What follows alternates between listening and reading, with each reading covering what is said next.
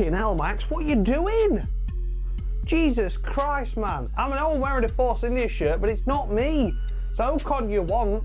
Give me the hat back as well. Give me the hat back. Give me the hat back.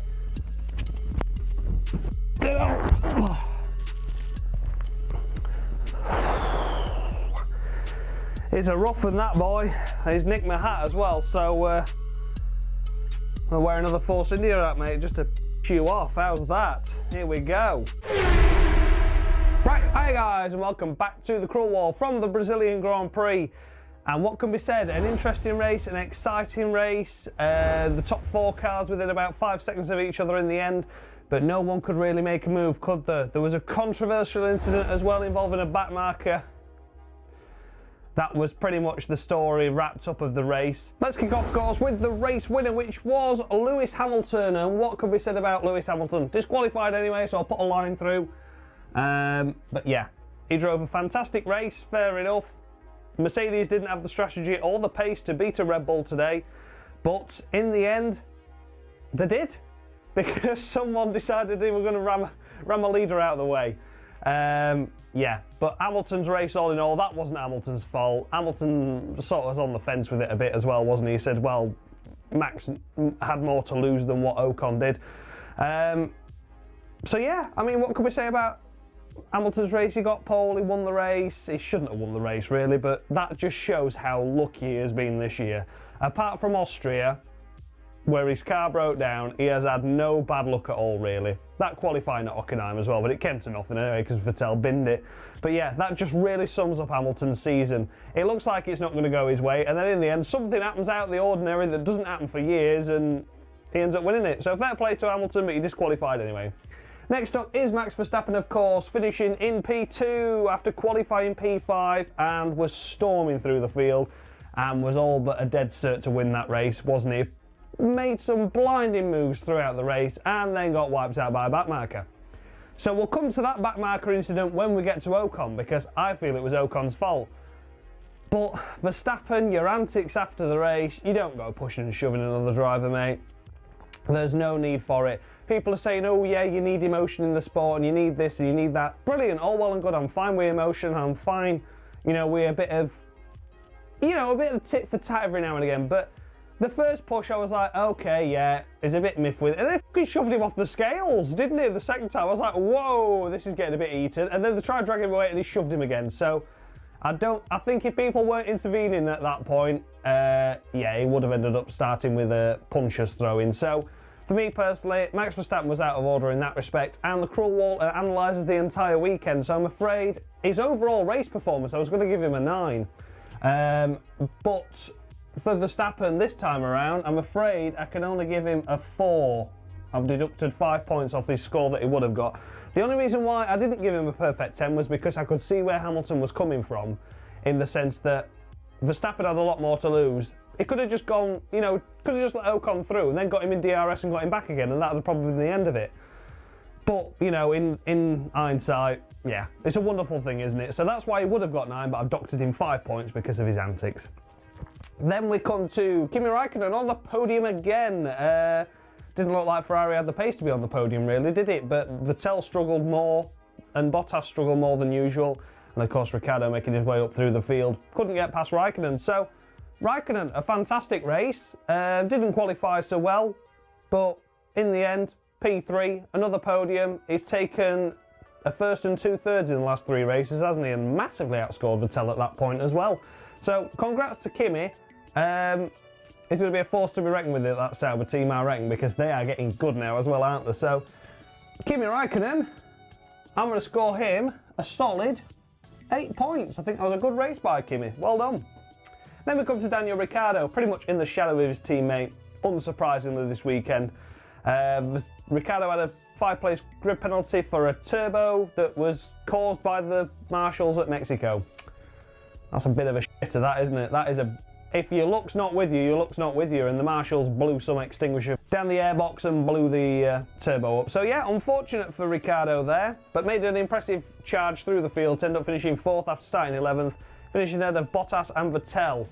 really for a Red Bull, and judging by the qualifying pace, we just thought they were going to be finishing 5th and 6th today, but they got well within it and got mixed in, so fair play to Red Bull for that. Just a shame he didn't get your qualifying strategy together. But for Daniel Ricciardo, I'm going to score him a solid 9 points. I think he did a good race there. The grid penalty wasn't his fault, and he did the best he could in qualifying. Not a perfect 10, because I would have liked to see him on the podium. Then we come to Valtteri Bottas. Another one of them lacklustre races by Valtteri, wasn't it? Disqualified anyway, of course, but yeah, I just don't know what to say about Valtteri. It was just a boring race by him. He got stuck in a bit, but I just wasn't wowed by him. He just left a lot of room for cars that wanted to overtake him, and the cars that he wanted to overtake, they left him a lot of room. So yeah, it wasn't really hard battling, to be honest. Then we come to Sebastian Vettel finishing P6. Blamed it all on a sensor failure, or Ferrari have. Had some sensor issues, and that caused a couple of components to go into like safe mode, and they couldn't quite analyse what the car was doing, so it was causing issues with the car and causing a lack of pace.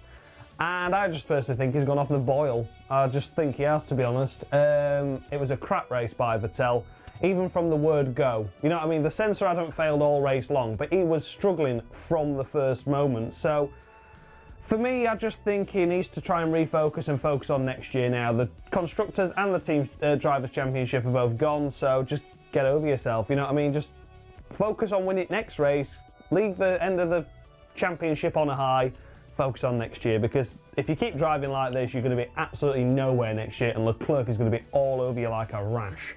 So, Sebastian Vettel, I'm going to score you a measly 3 points because it was a pathetic race by you. I'm sorry. It might have been a sensor issue, but it wasn't the sensor issue for the entirety of that race. And a sensor issue doesn't cause you to pit twice either, so get over yourself. Then we come to Charles Leclerc, another fantastic drive by Charles, qualifying 7th, well, qualified 8th. Ricciardo's penalty promoted him to 7th, and from there he never looked back. Overtook his teammate Marcus Ericsson. We'll get on to Ericsson at the minute, but I think he was probably the unluckiest driver this weekend. And bagged 6 more points, though, did Leclerc for the Sauber team, elevating them even higher above Toro Rosso now. Only 6 points behind Force India now. I know, obviously, Force India had the points reset, but that is impressive. And if Ericsson had scored points this weekend, there'd have been a threat in Abu Dhabi, but I just think it's a bit too far of a stretch to warrant Sauber to get 7 points and for Force India to score none. But we'll wait and see. But they'll be looking back, Sauber, this year and ruin what happened in the earlier stages, such as Silverstone, where another 7th place was on the cards, you know. But anyway, back to Leclerc. A fantastic race, a fantastic qualifying, and a stunning effort by his teammate as well. Charles Leclerc, I'm going to award you 9 points again, and I'm just basically knocking your points off because I think that had Ericsson not had the damage that he'd sustained, I think Ericsson could have been up there with him. He certainly beat him in qualifying, didn't he? Next up, we have the 2 Haas pairings of Grosjean and K-Mag, and what can be said about those? Made up for the disappointments of Mexico, for sure, where Matt scored them none. Oh dear, that got some hate, didn't it? But yeah, so Grosjean and K-Mag, what can we say? Not too bad in qualifying, got pipped by the Saubers in the race, got pipped by a Sauber, but ended up, you know, next to the best, really. So, yeah, I mean, they had a bit of a scruffy race to start with, didn't they? Magnussen was throwing himself off left, right and centre, using all the track but the bit he should be using. And you thought, oh God, it's going to be another one of them races for Haas where the drivers are just going to blow any chance of points. And in the end, they didn't. You know, they had a bit of floor damage each, because I think they rubbed and tickled a few cars. Of course, K-Mag got involved with Ericsson a couple of times. So yeah, and Grosjean got involved with, I think it was Ricciardo while he was on his way through, or it was certainly, he had a tickle as well, I'm confident he did. It's a Haas, for God's sake, it's bound to hit something, if not their own drivers. So yeah, so in the end, Grosjean and K-Mag finishing P8 and P9, meaning 6 points on the board for Haas. It's a far, far too far stretch now to be getting ahead of Renault in the Constructors, but nice to see a double point score for Haas again and their return to form after a dismal Mexico. So for the pair of them, because they were so evenly matched this weekend, I'm going to score them 8 points each because I think that's fair. I think that's a fair score by them. Well done to Haas. And then picking up the final point was Sergio Perez. Yeah, wasn't really on pace, was they, this weekend, Force India? Struggled to get right into Q2 at a stage, didn't they? You know, they were both looking like they were getting knocked out in Q1. In the end, it was Sainz. And yeah, Perez was the only one to pick up the points, or a point. Yeah, wasn't really the best race for them.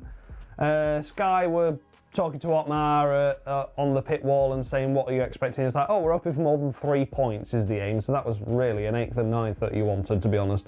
But it didn't happen, did it? So yeah, Sergio Perez, yeah, okay race, not brilliant. I mean, he's out of the championship anyway in terms of the crawl wall, so 6 points I think is fair enough. It wasn't a stunning race at all. Then we come to Brendan Hartley in the Toro Rosso finishing 11th, and yeah, his teammate Gasly disobeyed team orders to switch the drivers round. Even though there are a 45-second gap, I can kind of understand why they wanted to do it, because in the end, they ended up finishing like 50 plus seconds behind Perez, and that was only in the space of 3 laps. So yes, they wouldn't have caught the time up, but should Gasly have let him through? He should have done, really. And in the end, Hartley got through, but I think it was a robust move. I'm not sure. It didn't get caught on the cameras, but Gasly ended up dropping to 13th and behind Sainz. So anyway, we'll come to that in a minute with Gasly. But for Hartley, not a bad race, really. I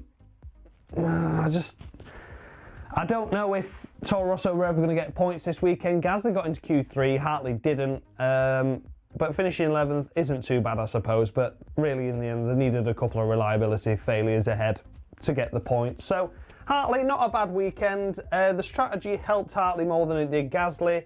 And I think Hartley did an okay job. So 7 points for Brendan Hartley. Then we come to Carlos Sainz. Out in Q1. Qualifying 16th, and then in the race, just sort of nowhere, the Renaults.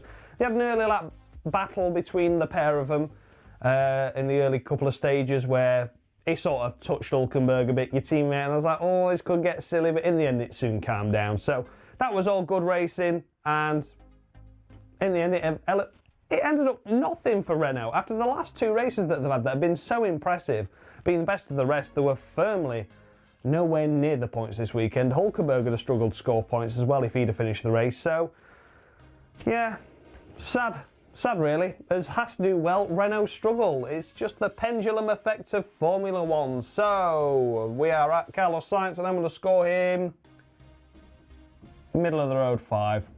I can't score him any more than that because he got knocked out in Q1 and it was an average race. Then we come to Pierre Gasly, and yeah, he did disobey team orders as far as I'm aware. Don't know what happened with the Hartley and Gasly incident, if there was any, but Gasly to drop 2 places on the last lap was a bit strange.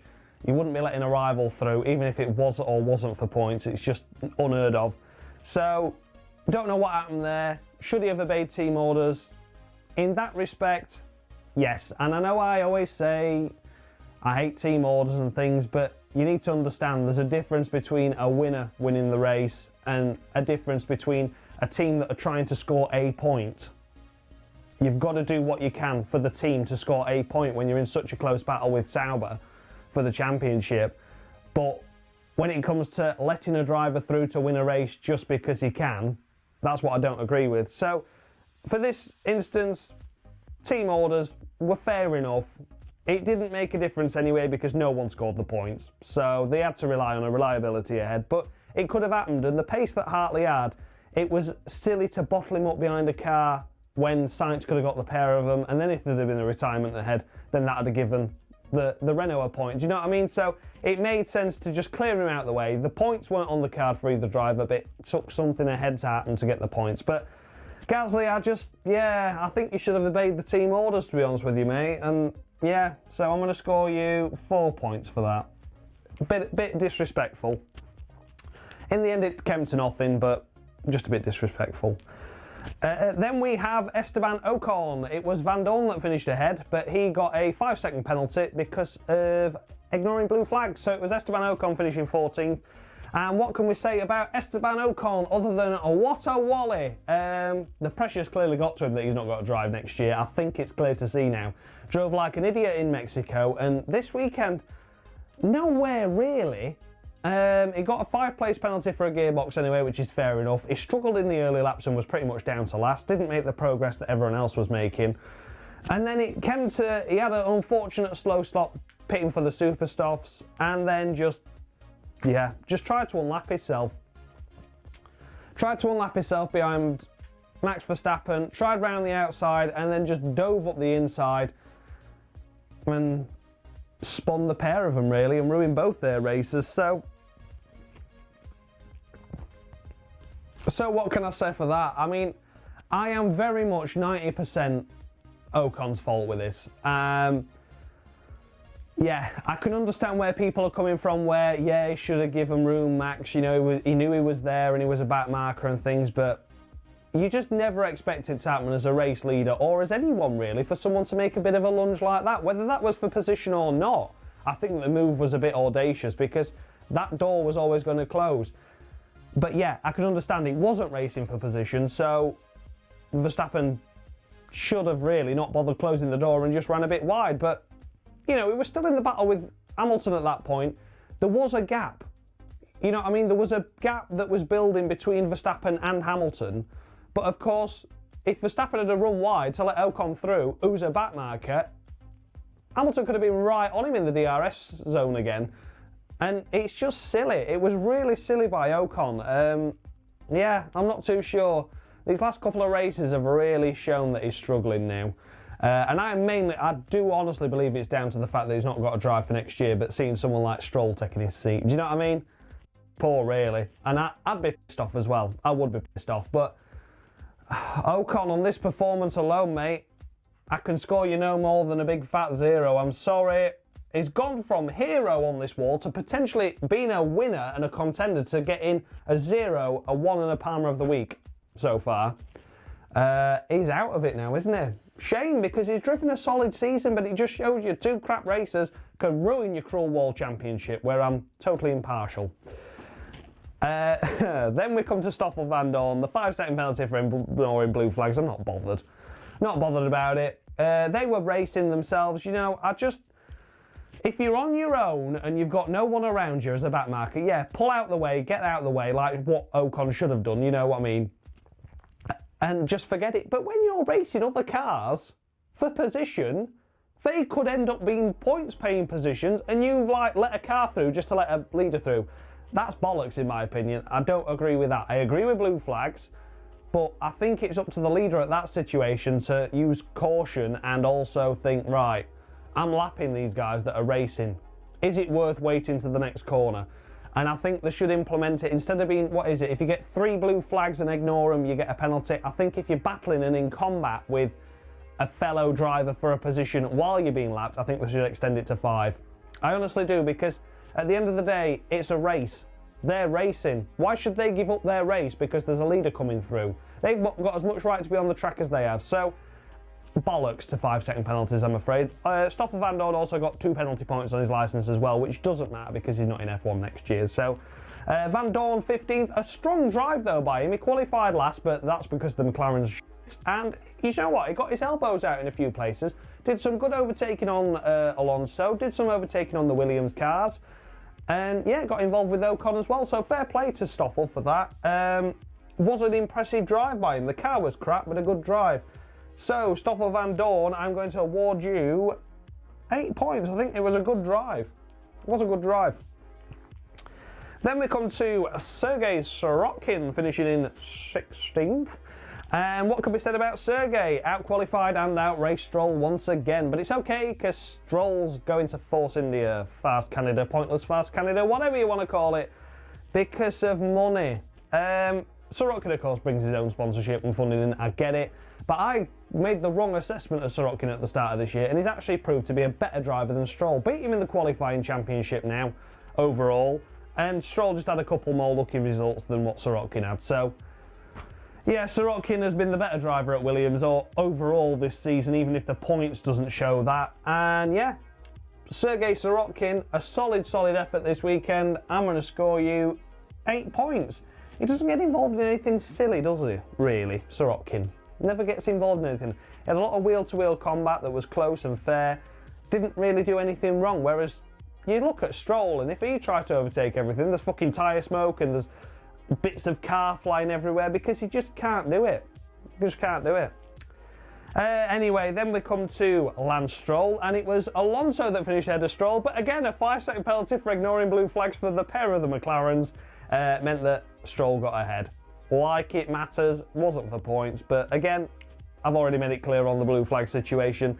And yeah, Lance Stroll, here we go. In the end, a crap race, didn't really do much at all. I'll give him a I don't know, he's disqualified in it, so he does just put a line through. He got disqualified and Palmer of the week that week, so yeah, sucks to be Stroll. Then we come to Fernando Alonso, and yeah, overall, not a bad race. Had a clutch issue in the pit stops, which put him well behind the pack. He was about 3 or 4 places ahead of Van Dorn, but then he had to come back to the pits, restart the car and go again. So yeah, that really impeded his race, but from there he had a couple of good battles, but Van Dorn finished ahead this weekend, so credit to Van Dorn for that, and for that reason, Alonso, I'm going to score you just 6 points. Just 6 for Fernando Alonso. Not a bad race, but not brilliant. Then we come to the 2 retirements, of course, which is Nico Hülkenberg and Marcus Ericsson. Nico Hülkenberg had to retire because his engine temperatures were running high. They believe it's similar to what happened with Alonso, where something got stuck in the radiator and it elevated the engine temperatures, and they were like, you need to box now or we're going to lose an engine. So they decided box and retire was the best option. Points weren't ever on the cards, really. It might have scraped 10th at best, but in the grand scheme of things, it wouldn't have mattered anyway. So Nico Hülkenberg holding on to the best of the rest championship as well, it must be said, in 7th place in that. So fair play to him. There's 11 points gap between him and Perez. So Perez needs a miracle now, really, to elevate that into Abu Dhabi and get the best of the rest category for the 4th year running, I think it is. So yeah, fair play to Hülkenberg anyway. Renault improving, but not this weekend. They have been absolutely dog shite. So it's the middle of the road, 5 points for Nico Hülkenberg, because couldn't really see what you were capable of in the race. Maybe, just maybe, scraped a point. And then we come to Marcus Ericsson. Unluckiest driver of the day this weekend, really, it must be said. Qualified stunning, qualified P7, pit Leclerc, fantastic effort, got elevated to P6, his highest ever qualifying position in Formula 1, leaving for IndyCar as well now. Fantastic. Do you know what? I'm pleased for Marcus, because this year he has shown what he can deliver. Okay, he's only got 9 points, and Leclerc's got 33, but it doesn't tell the whole story with Marcus. Marcus has done a fantastic job. And this weekend, it was all against him from the moment he pulled out the pit lane, when bits of his car and his rear floor were already falling off before he'd even got into any kind of combat. They were trying to super glue it on the grid.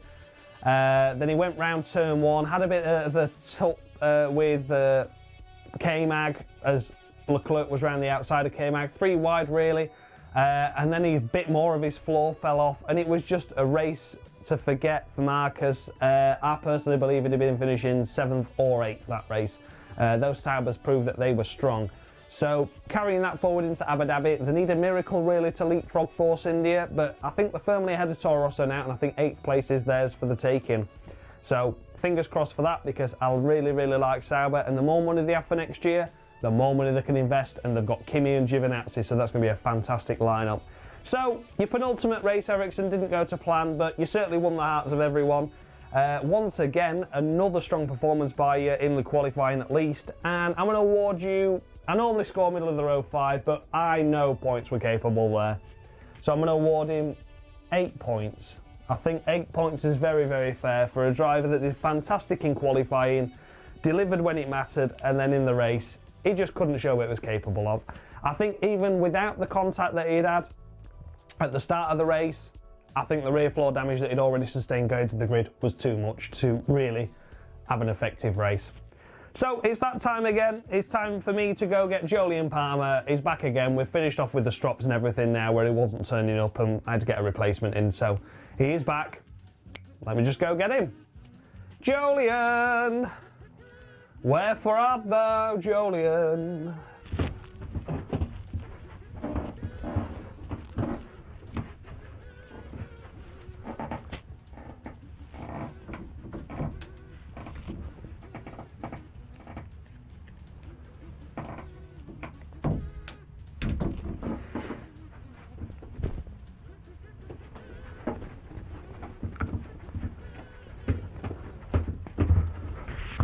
Well, how ironic was that? Jolyon was wearing the same t-shirt as me there. How bizarre. So, Jolyon Palmer has awarded Max Verstappen and, you guessed it, Esteban Ocon, Palmer of the Week. Yeah, I mean, it's clear why, really, isn't it? Two wrongs don't make a right. Ocon, you took him out. You're a bit of a dick. You shouldn't have done that. And then Verstappen, you shouldn't have tried going pasting him in at the weighbridge. Sebastian Vettel already destroyed a set this weekend, so they didn't want another set destroying, did they? Come on, Verstappen, I thought you were better than that. So there we go, that was the driver cruel war from the Brazilian Grand Prix. As always, let me know your thoughts and feedback down below. Any too high, any too low? Did you disagree with everything I've just said? Because mainly, a lot of people do.